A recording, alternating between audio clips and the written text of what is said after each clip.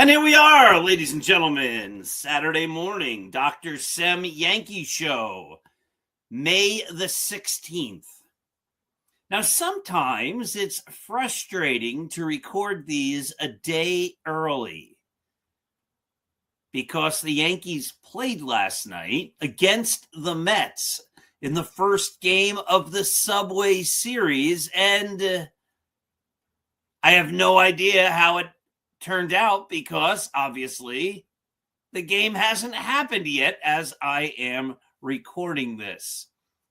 As a baseball fan, and I think all baseball fans understand this, we look at our teams differently day to day. When they're winning, we feel good about the team. When they're losing, we feel bad about the team. It's one of the joys of baseball, the daily ebb and flow of our emotions day to day. Oh, they won. They won last night. I am feeling good. Or they lost last night. I am just miserable. So let's hope the Yankees won last night. But heading into last night's game, the Yankees have not been playing well. It's all of a sudden becoming somewhat of a disaster. They lost on Wednesday to the Baltimore Orioles 7-0. On Tuesday, they beat the Orioles 6-2. On Monday, they lost to the Orioles 3-2. And that was coming after a weekend against the Milwaukee Brewers where they got swept. So over their last 6 games heading into last night, the Yankees were 1-5. Now, of course, the Mets have not been very good this year, so I'm sure the Mets are looking at this series as a chance maybe to start to right the ship. I'm sure the Yankees are looking at the Mets and saying, this is our chance to right the ship. So it'll be an interesting weekend. And of course, we will have all the updates to that game on the Start Spreading the News show, which airs Monday nights at 9 p.m. You know, one of the concerns about the Yankees this year is the offense, because in a sense, you could use the word it's offensive. The Yankees just are not doing great offensively. Now, it's interesting when over the winter, when fans bring this kind of stuff up, and, you know, I write a Yankee blog. This is on the Yankee blog, of course. There it is. Start Spreading the News. We put out 3 articles every single day, 6 a.m., 10 a.m., and 2 p.m. But when fans point out obvious concerns about the team, and we have a very vibrant comment section, there are those who comment, even when you're making a good point. Sometimes people like to argue about anything, and I found that over the years. We've run Start Spreading the News since 2017. There are those that on one day you could argue Thurman Munson belongs in the Hall of Fame, and they'll argue against you just for the sake of saying you're wrong. And then a year later, you write Thurman Munson, or somebody else writes Thurman Munson doesn't belong in the Hall of Fame. And then they write, you're wrong. Like, there are those that just want to argue no matter what. They'll take both sides of an issue and argue it just for the sake of arguing it. But anyway, when people wrote articles or wrote into articles and pointed out the many concerns about the Yankees offense heading into the season. If you remember, over the winter, the Yankees basically did nothing. They sat on their hands and waited until Cody Bellinger was ready to re-sign. That was the extent of the Yankees off-season planning. It's the same thing they did a number of years ago with DJ LeMahieu. We are rendered incompetent until you can decide what you're doing. The player dictated what the team was doing. But anyway, there were those that argued that the Yankee offense just doesn't look great heading into the season. And the reply every single time, were people writing in and saying, well, they led the league in runs. I remember writing an article and pointing out that the Yankees have led the league in runs numerous times over the last many years. And do you know how many world championships that's bought them? 0. And then people argue that away. Well, it's not all about run scoring. Well, I just argued that the Yankees don't even look like they're going to score runs. And your response is they led the league in runs. So then I respond, well, but that doesn't really prove anything anyway, because it's not helping them win, but it's going to be even worse coming into this season. And the response is, well, they led the league in runs. And then you say, right, but even if they do, it doesn't prove anything because they still don't win the World Series. And they go, but they led the league in runs. You got to score runs. Like, we get into these circular arguments that, anyway, heading into the season, it was logical to say Austin Wells is not much of a major league hitter.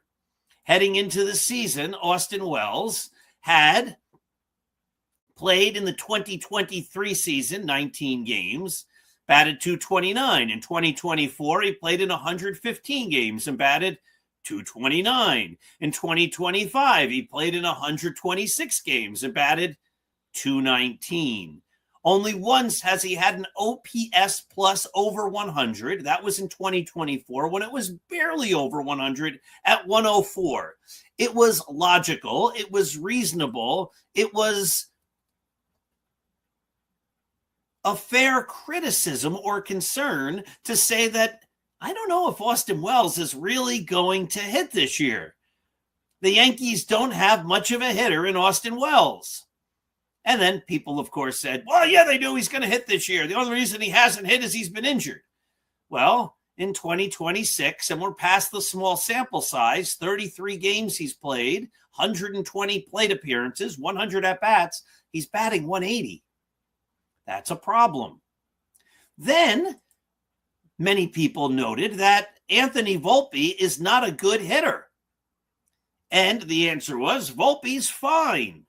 Well, Volpe isn't fine. He was just called up. He's played in one game. He's already made one error. But even in AAA, in a very limited amount of games, but in AAA, he was only hitting .205, and he was hitting under .230 during his entire minor league rehab. So that was a concern. And then one of the big concerns was Trent Grisham. Trent Grisham had a big year last year, I was not a believer. I didn't believe he could do it. He did do it. That's great. I was not a believer he could repeat that. And I pointed out, as many have, that in let's get the net right here, 2022, he played in 152 games and batted 184. Then in 2023, he played in 153 games and batted 198. Then in 2024, he played in 76 games and batted 190. That's 3 consecutive years where he didn't even hit 200. And then last year, out of the blue, out of nowhere, he plays in 143 games. He hits 235 and he blasts 34 home runs. Where that came from, nobody knows.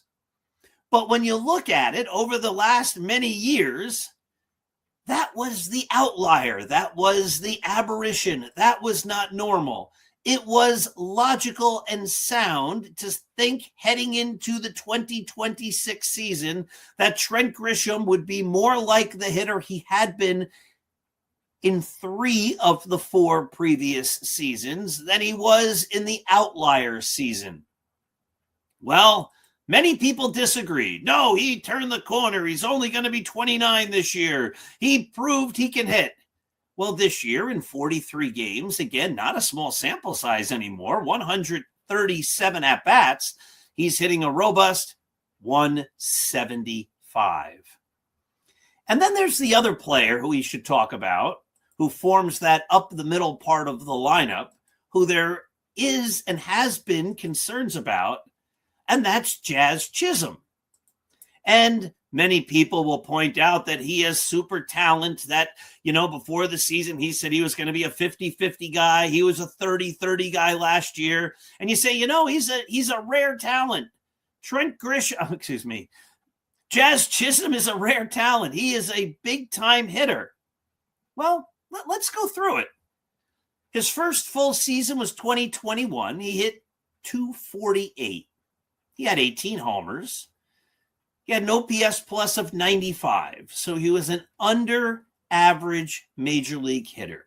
In 2022, he hit 254 with 14 home runs. He had a 138 OPS plus, and it looked like, he's coming around. He's going to be the player everybody thought he would be.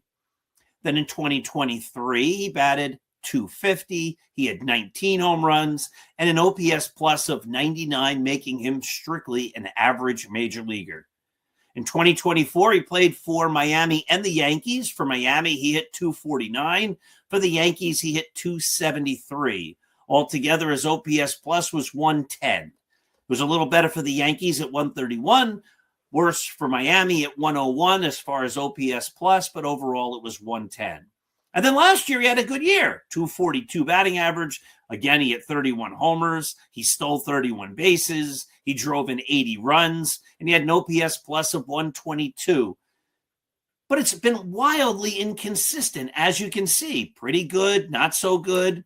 And then this year, he's actually playing to a negative 0.1 WAR. He's been a negative player. He's hitting only 203. He has only 4 home runs, and his OPS plus is a paltry 69.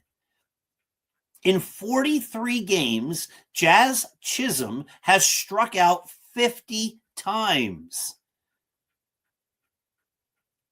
In 43 games, Jazz Chisholm has struck out 50 times. And when people pointed out that Jazz Chisholm has been an erratic hitter throughout his major league career, and Trent Grisham hasn't been a great hitter throughout his major league career, and Anthony Volpe is not and has never been a good hitter, and Austin Wells is not and has not yet, maybe ever, been a good hitter, people would respond by saying that's ridiculous. Wells is going to hit. Volpe's going to hit. Jazz Chisholm proved he can hit. Trent Grisham proved he can hit. And all of the criticisms are just mocked or laughed away. But you know what? Here it is halfway through May, and those criticisms have all proven, at least through the first month and a half of the season, to have been accurate and real. This is the team that Brian Cashman built. And then you add to that, well, you say, you know what, our third baseman isn't really a guy who can hit. Oh, he's going to hit. He's got a new batting stance. How many times have you heard, if you're a longtime fan, when a new season's beginning, that a player has a new workout regimen, that a player has a new diet, that a player has a new approach at the plate, that a pitcher has developed a new pitch, that he gained a couple of miles an hour on his fastball, that he is trimmed down and he is in the best shape of his career? Sports writers make a living out of writing those articles every single year in spring training. Then they get players or quotes from players to say, he's never looked so good. He's at the best shape. The ball is jumping off his bat, or the ball is exploding into the catcher's glove. I wouldn't want to be a pitcher facing him this year. He's such a good hitter. Or I wouldn't want to be a batter facing that pitcher. I've never seen such great pitches. I've never seen such movement. And then the reality of the season comes, and the player is the same player he's been forever. Ryan McMahon, a lifetime 237 hitter. That's including this year. But look at these numbers for the last many years, his whole career, in fact. Let's go back to 2018. He hit 232. 2019, he hit 250. 2020, he hit 215. 2021, he hit 254. 2022, he hit 246. 2023, he hit 240. 2024, he hit 242. In 2025, for two teams overall, he hit 214. And this year, he's hitting 196. The guy's never hit. But worse, remember, OPS plus, if you have 100, you're an average major league hitter. If it's under 100, you're a below average hitter. Let's go through his numbers year by year. You ready? If it's under 100, you're a below average hitter. 72, 88, 80, 98, 98. Oh, he was so close twice. 94, 93, 87. This year, 62. The player, Ryan McMahon, has never, not once, ever been a league average hitter. And so when a fan at the beginning of the season or over the winter was saying there's a lot to be concerned about with the Yankees, I believe that those people that told those people that were concerned that they shouldn't be concerned that the Yankees score a lot of runs should probably say, so far, and maybe you could be proven wrong, but so far, those of you who had concerns about the Yankees offense were correct. Instead of saying you're so wrong, instead of saying, well, the Yankees score a lot of runs, they always score the most amount of runs, maybe those people that were looking at the Yankees offense and saying there's a lot of concerns here, maybe they were right. To date, they have been. We'll see if this continues to prove itself out over the season. But those who were concerned about Jazz Chisholm and Trent Grisham and Anthony Volpe, granted Volpe's been injured, but he wasn't hitting during his rehab in the minors, and Austin Wells and Ryan McMahon, those people are 100% justified. And then yearly, we're concerned about Giancarlo Stanton, because the guy cannot stay healthy. Giancarlo Stanton. Let's take a look at Giancarlo Stanton. How many games does he miss every year? In 2018, his first year as a Yankee, he was terrific. He played in 158 games. Then the next year he played in 18. Then the next year he played in 23 out of only 60 because it was the COVID year. Then 139. That's pretty good. Not great, but then 110. 101, 114, then 77, and now this year he's played in just 24 games. He's injured again, and no one knows when he's coming back. If that's the team you're building around Grisham, Volpe, Chisholm, Wells, and McMahon. 5 guys who I think it's fair to say might not hit. And then your 6th guy is your DH, who you say is probably not going to be in the lineup because he can't stay on the lineup. That's a lot of concerns to try to build an offense around. But they led the league in runs last year. Okay. It hasn't resulted in a world championship, but even with that being the case, to say that there's a concern that they're not going to score runs next year, this year, was real. And that's playing itself out. Now, overall, the Yankees are still doing okay. They're in 2nd place. I think they're 2 games out right now. They're 27-17. According to Baseball Reference, they have a 98.8% chance to win to make the postseason, and basically an 18% chance to win the World Series. It could all happen. But there are other concerns. The bullpen looks terrible. And now Max Fried, who has been their best pitcher, is possibly injured. We don't know. But the Yankee injury history, when they say it's not much of a concern, how many players have the Yankees said it's not really much of a concern when they first have an injury and then the player's out for 3 months? Or the other thing the Yankees do is keep playing them like they did with Anthony Rizzo and Anthony Volpe last year. You know, Volpe at the end of the year after he didn't do well, they said, oh, he's hurt all year. And Austin Wells. They played Jose Trevino a couple of years ago with a broken hand or a broken couple fingers. And then they're like, well, he was hurt. Well, if he was that bad, why was he in the lineup? They're frustrating. So let's hope, because as I'm recording this, they're frustrating because they keep losing. Let's hope they won last night. And then everybody on Saturday, today, can be saying, well, they won. They beat the Mets. It's a step. Every day with baseball, our outlook of our team depends on what happened in the previous game. And because it's a long season, we have those ups and downs. And those ups and downs are what makes it all fun. Hey, my friends, let's not forget that this program is brought to you by Artemisia Publishing. Artemisia is a traditional publisher in the United States of America who puts out a great selection, a huge selection, a plethora of fantastic books in a variety of genres. And they've published numerous books that I have written, of course, including the great and wonderful, The Greatest New York Yankees by Uniform Number. This is my newest book. If you haven't read this yet, you need to. It's fantastic. I'm getting rave reviews from friends. Hey, if you've read the book and you love it, please go on Amazon and Goodreads and give it 5 stars. So many people say, I love your book. I love your book. It's the guy that it's just so engaging. I can't put it down. But then they don't go to Amazon and give it 5 stars. Go to Amazon and give it 5, only if you love it. But go to Amazon if you love it and give it 5 stars. Artemisia is also published, The Least Among Them, an award-winning book, a fantastic book. This one is just, again, people have raved about this book. If you haven't read The Least Among Them, you're missing out. They have published my wonderful motivational book, 365.2, A Runner's Journey.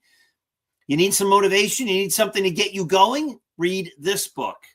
They have published the award-winning From Compton to the Bronx by Roy White and me.